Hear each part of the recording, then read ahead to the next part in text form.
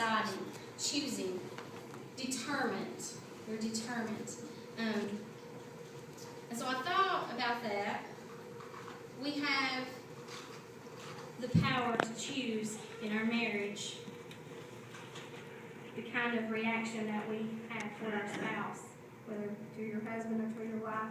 It's our decision, whether it is good words or bad words, good things or bad things. It's our choice. Love is a choice, not exactly like an emotion. Josh McDowell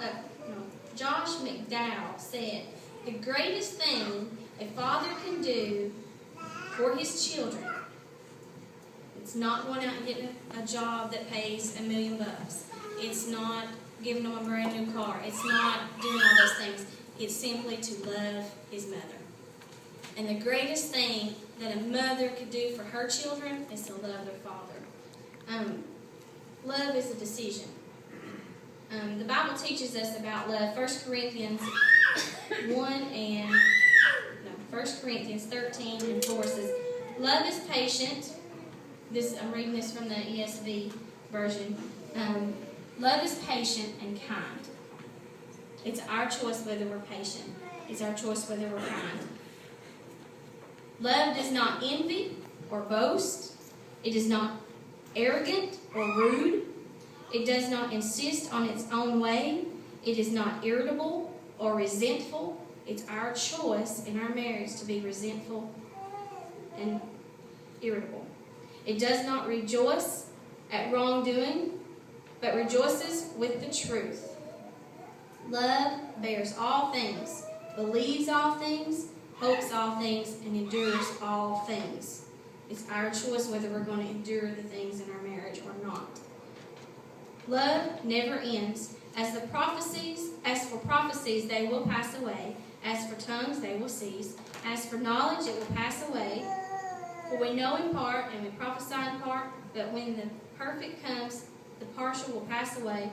When I was a child, I spoke like a child, I thought like a child, I reasoned like a child. When I became a man, I gave up childish ways. For now we see in a mirror dimly, but then face to face. Now I know in part, then I shall know fully, even as I have been fully known. So now, faith, hope, and love abide. These three, but the greatest of these is love. The greatest thing in your marriage that you can do is love each other. And if you love each other and you do these things, you're going to have a good marriage. You're not going to be doing the things that you shouldn't be doing in your marriage. If we obey the Scripture, it's a choice whether we do it or not. We have to be decisive. We have to be determined in making the right decisions in life and in our marriage. You can't separate it. Choose to love one another. Choose to seek God's truth. Choose to seek God's will, not your will. God's will in your life and in your marriage. Because if you don't, you're going to be full of chaos, and you're just going to be, like a wind in the tree tossed to and fro in your marriage and in your life. So it's your choice. You make the decision of what kind of marriage you want. Do you want to sow good seeds and reap good things, or do you want to sow bad things in your marriage and reap bad things? It's your choice.